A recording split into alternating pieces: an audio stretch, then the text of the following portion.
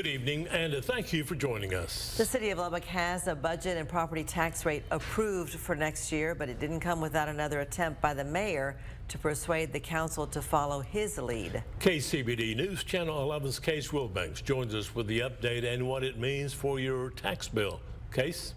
Karen and Abner, today was expected to be just a required second vote on a budget and tax rate that the council already approved last week.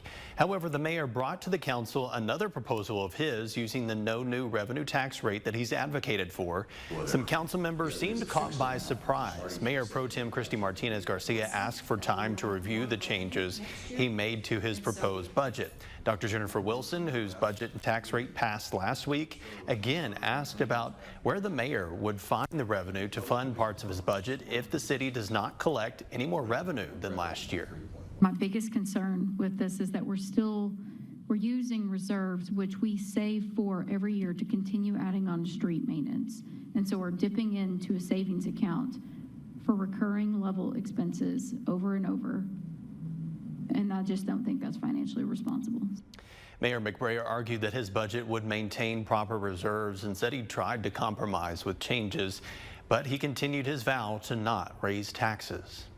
I am not making a promise we can keep that next year. We've got tough decisions to make next year. Some people feel like I'm always going to be in that place.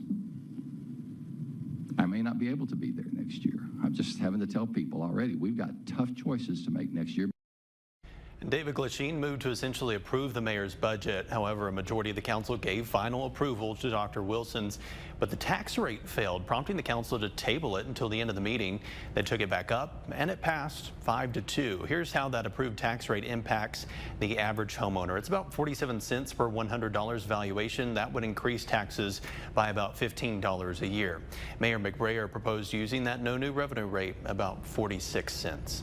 Also on the agenda today, rate cuts for Lubbock Power and Light. Council did approve that 2% decrease in delivery rates for customers, which we told you last week was approved by the Electric Utility Board.